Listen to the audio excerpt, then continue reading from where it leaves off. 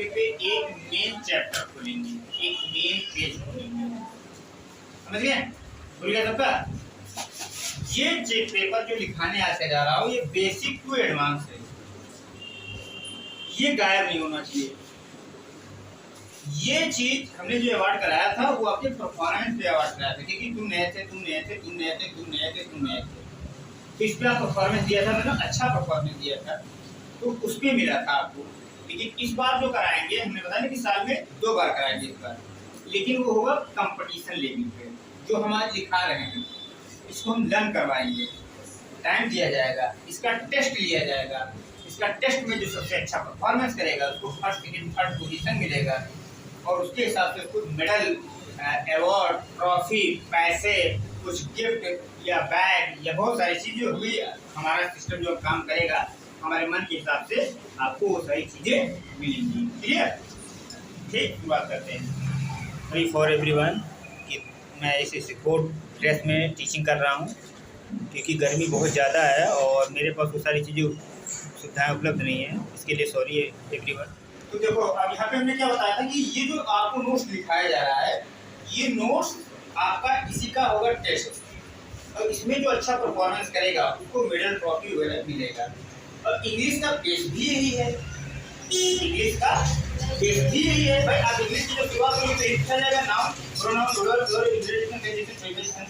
लेकिन अब ये स्टैंडर्ड लेवल नहीं है, ये क्या है, एक नॉर्मलाइज लेवल है। ये हम ये तो समझ पाए कि आखिर होत का है अंग्रेजी, अंग्रेजी बना कैसे का होए।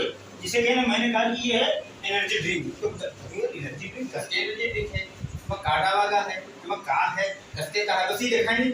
लोग क्या करते हैं, टीवी पे आवा 4 पीएफ है, हम पीवे हम नुकसान करे चाहे, तो ऐसा नहीं है, ये आपको फायदा करेगा। क्या फायदा करेगा? तो सबसे पहले हमने इसमें डाला, जो टॉपिक डाला है कि Sunday English speaking special class. ठीक है, तो संडे है, स्पेशल है, ये तो उसमें तो क्लास टाइम में तो बता नहीं पाते हैं, बता पाते हैं, नहीं बता पाते हैं। पहला क्वेश्चन, सबसे पहला क्वेश्चन नीचे जाता है, व्हाट इज इंग्लिश? इंग्लिश है क्या? भाई सबसे इम्पोर्टेंट इंग्लिश, इंग्लिश, इंग्लिश। तो तब ये मालूम इंग्लिश क्या है? What is English? English is an language. क्या है? भाषा। भाषा है। हिंदी क्या है? भाषा है। उर्दू क्या है? भाषा है। मैथ क्या है? भाषा नहीं है, वो एक लॉजिकल थिंकिंग है, उसमें दिमाग का इस्तेमाल। साइंस क्या है? भाषा है, भाषा नहीं है, उसमें क्या है? एक्सपेरिमेंट है। भूगोल क्या है? भाषा नहीं है, वो क्या है? वो सब्जेक्ट है, उसमें क्या होता है? एनवायरनमेंट के बारे में जानते हैं। क्लियर? आगे देखो, तो इंग्लिश क्या है? एक लैंग्वेज है। अब बताओ, लैंग्वेज को सीखने के लिए हमें मेहनत करना पड़ रहा है, काफी किताब का इस्तेमाल करना पड़ रहा है। ये अम्मा पापा गाली गलौज करत, ये अम्मा पापा गाली गलौज करती, लैंग्वेज तो हो भाषा तो बोलते हैं, इसीलिए रहे कहूँ क्यों? क्योंकि हम जिस माहौल में पैदा होते हैं वो लैंग्वेज हमारे अंदर से इनबिल्ट होता है, अपने आप से आ जाता है। क्योंकि ये हमारा लैंग्वेज भी है, विदेशी लैंग्वेज है, बाहरी लैंग्वेज है। अगर हमारा जन्म इंग्लैंड, ऑस्ट्रेलिया, अमेरिका, इंग्लिश वाले क्षेत्र में होता तो ऑटोमेटिकली हमें इंग्लिश आ जाती है, इंग्लिश की सीखने की जरूरत नहीं होती। जैसे चाइना में जो पैदा होता है वो चाइनीज जान जाता है, जापान में जो पैदा होता है वो जापानीज जान जाता है, सऊदी अरेबिया में जो पैदा होते हैं वहाँ पे वो लोग जान जाते हैं। ये चीज नेक्स्ट क्या है? फिर कह रहा है कि इंग्लिश तो लैंग्वेज हो गई, इंग्लिश की बात क्लियर होगी, English is an language. Clear? अब कह रहा है कि हाउ टू लर्न इंग्लिश। भैया लैंग्वेज तो जान गए, लेकिन लैंग्वेज को कैसे सीखें? लैंग्वेज को कैसे सीखें या कैसे सीखा जाता है? तो इसका मतलब ये हुआ कि लैंग्वेज को सीखने के लिए हम क्या करेंगे? We can start English with English alphabet. English alphabet से शुरुआत करना पड़ेगा भाई। A for apple, B for ball, ये जो सिखाया जाता है बच्चों को सबसे पहले, ये कह दीजिए drink for the standard for I shot पे जान पाएगा बच्चा। ए फॉर एप्पल, तो क्या है, एबीसीडी जो सिखाते हैं वही आपका क्या है? इंग्लिश लैंग्वेज है। क्लियर? तो एबीसीडी जो हम सीखते हैं वही हमारा इंग्लिश लैंग्वेज, तो इंग्लिश अल्फाबेट है। नेक्स्ट क्या है? तो अब इंग्लिश अल्फाबेट सीख गए, तो अल्फाबेट के बाद में आता है, उसके बाद में आता है लेटर। लेटर आपके लेवल का है नहीं, ये लेटर किसे कहते हैं? अब फर्स्ट लेटर, सेकंड लेटर थोड़ी ना सिखाया जाएगा। आप आपको काम करना है वर्ड पे, जहाँ सबसे ज्यादा मस्ती हो वर्ड में आता है। इससे आगे हम बोलते हैं ना कि लिविंग, अब लिविंग हो गया, क्या हो गया, वर्ड आपका तो स्पेलिंग बताओ। तो आपको यहाँ पे लेकर आए हैं, हमने बताया ट्री, तो ट्री कौन को लिखा था, टी डबल ई तब आगे करते हैं, होना क्या चाहिए spelling T R double E. तो आपको वर्ड में प्रॉब्लम है, इसलिए हम डायरेक्ट वर्ड पे लेके आए। क्वेश्चन बनता है कि व्हाट इज अ वर्ड, ठीक। तो इसका इसका इसका आंसर जो होगा, ये word is a group of letter, group of letter. फिर यहाँ पे लिखो क्या point, that make a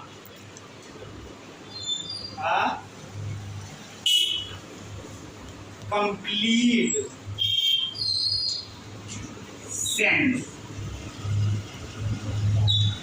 that make a complete sense is called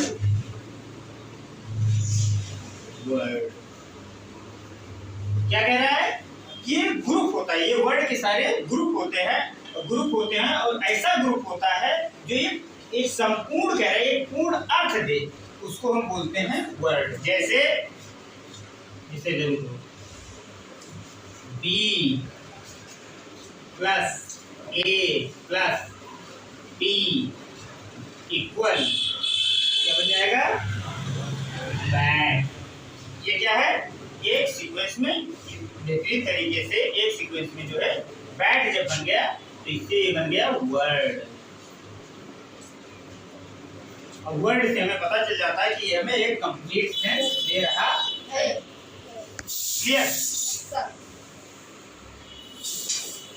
आगे बढ़ते हैं। अब वर्ड में जान गए ना, सारे वर्ड होते हैं और पूरा आपका इंग्लिश वर्ड पे ही डिपेंड होता है। अगर वर्ड पढ़ लोगे तभी सेंटेंस को मिला पाओगे। अब इसे वर्ड से के बाद में आ जाता है sentence.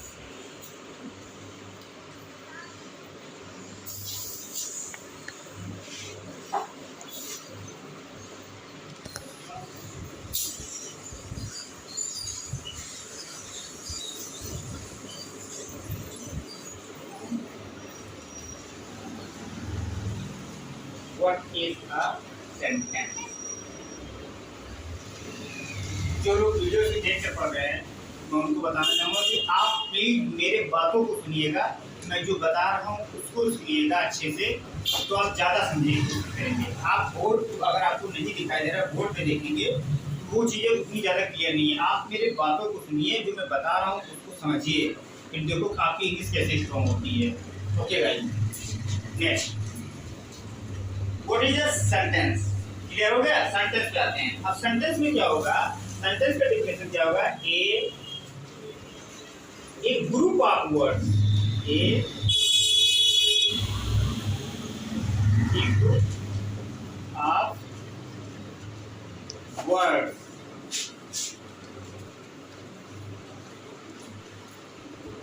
That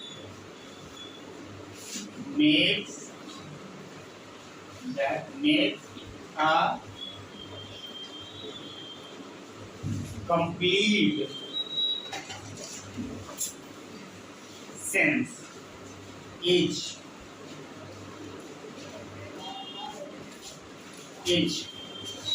called sentence। Clear? That is called a sentence। इतना नोट डाउन करो तो फिर आगे बढ़ो। अब यहाँ पे बताया गया है कि ये इसमें बताया गया ना कि जब कई सारे लेटर्स मिल जाते हैं, ये हो गए एक लेटर, दो लेटर, तीन लेटर, तो वर्ड बन गया। उसी तरीके से इसमें कई सारे सेंटेंस वर्ड जब मिलेंगे, कई सारे वर्ड्स जब मिलेंगे तो बन जाएगा आपका सेंटेंस। आगे लिखो, जैसे ए कैट हैज ए बैट। ठीक, अब इसको प्रॉपर तरीके से लिखेंगे तो कैसे होगा, इसका सही से इस तरह ए कैट हैज ए बैट, ये हो गया। इसी को हम बोलते हैं sentence.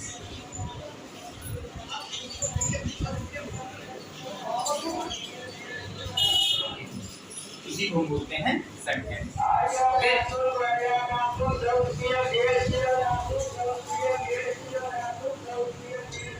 This is the main basic structure of English. Everyone, अगर आप इसे अच्छे से पढ़ते हैं और समझने की कोशिश करते हैं, अगर आपको एक बार में समझ में ना आए, दूसरी बार देखिए, तीसरी बार देखिए, चौथी बार देखिए, इसके बावजूद अगर समझ में नहीं आता तो आप डायरेक्ट पूछने के लिए मेरे इस वीडियो के नीचे आ रहा कमेंट बॉक्स में आप कमेंट करिए, उसमें बताइए कि कहाँ पे क्या उसी तरीके से आपको डाउट मिला है या क्या क्वेश्चन है, मैं उसको क्लियर करने की कोशिश करूँगा। Okay, thank you. अभी आपको हमने बताया कहाँ पे सेंटेंस पे खत्म किया था। अब यहाँ पे क्या कह रहा है, how to make a sentence. Sentence कैसे बनते हैं, सेंटेंस को कैसे बनाया जाता है, सेंटेंस कैसे बनते हैं। सेंटेंस का डेफिनेशन बताया गया है कि a sentence is made with the help of parts of speech. Parts of speech के हेल्प से सेंटेंस बनते हैं। थोड़ा एग्जांपल लेना हम सब लोग भूल गए हैं तो होता है, यानी कोई भी अगर इस तरह मान के चलो कि कोई भी अगर सेंटेंस होगा, जैसे दिस इज ए मैंगो, तो अगर दिस इज ए मैंगो आपने पढ़ा तो ये हो गया सेंटेंस, तो उसमें उस सेंटेंस के अंदर पार्ट ऑफ स्पीच ही रहता है। जैसे सपोज दैट थोड़ा सा एक्स्ट्रा में इधर जगह है तो समझाते हैं कैसे। जैसे क्या हो गया, I like fruit, I like fruit. अब क्या हो गया, आई क्या हो गया आपका नाउन, सॉरी प्रोनाउन हो गया, क्या हो गया प्रोनाउन। ये क्या हो गया, लाइक वर्ब हो गया, आया कि नहीं आया, ये क्या हो गया नाउन। कोई भी सेंटेंस आप छोटा हो बड़ा हो कोई भी अगर आप पढ़ते हैं या लिखते हैं तो ये किस कैटेगरी में आएगा, सेंटेंस की कैटेगरी में, वो सेंटेंस माना जाएगा। अब हर एक सेंटेंस को बनाने के लिए हमें पार्ट्स ऑफ स्पीच की जरूरत पड़ती है। और पार्ट्स ऑफ स्पीच हमारा क्या होता है, noun, pronoun, verb, adjective, adverb, preposition, conjunction, interjection, जिसको आप क्लास फर्स्ट से पढ़ते हुए आ रहे हैं। ये हो गया बेसिक चीज। ये चीज सारा चीज कनेक्टेड होता है। जब ये सारा चीज जो कनेक्टेड रहेगा, यही कनेक्ट होके आपको हाई स्कूल के पेपर में, 9th के पेपर में, जब आप पेपर की तैयारी करेंगे, पेपर देने के लिए जब जाएंगे, तो ये सारी सारी छोटी छोटी चीज आपको वहाँ पे एक एक नंबर, आधा आधा नंबर में पूछा जाएगा। कैसे, एक सेंटेंस दे दिया, उसमें वर्ब ही नहीं दिया, अब कहाँ लिखो, इसमें दिया choose the verb, fill the verb. एक सेंटेंस दे दिया, उसमें बता दीजिए फिल द नाउन। एक सेंटेंस बना दिया, उसमें कह दिया फिल द प्रीपोजिशन। ये सारा स्ट्रक्चर आपके पास आएगा, समझ रहे हैं। देखिए मैं रुकेंगे, समझ रहे हो, तो ये सारी चीजें होती हैं, ये सारी चीजें बताया जाता है। बहुत शॉर्ट तरीका है इंग्लिश को समझने के लिए, शॉर्ट तरीका, बहुत इजी तरीका है। लेकिन आदमी क्या करता है, अंग्रेजी के जो मास्टर होते हैं, खास करके अपने तरफ के एक कोरोना जिला में, इस तरीके से पढ़ाते हैं कि बच्चा पूरी पास कर लेगा, एमए बीए कर लेगा, लेकिन इंग्लिश में समझ जो होना चाहिए वो चीज बता पाएगा।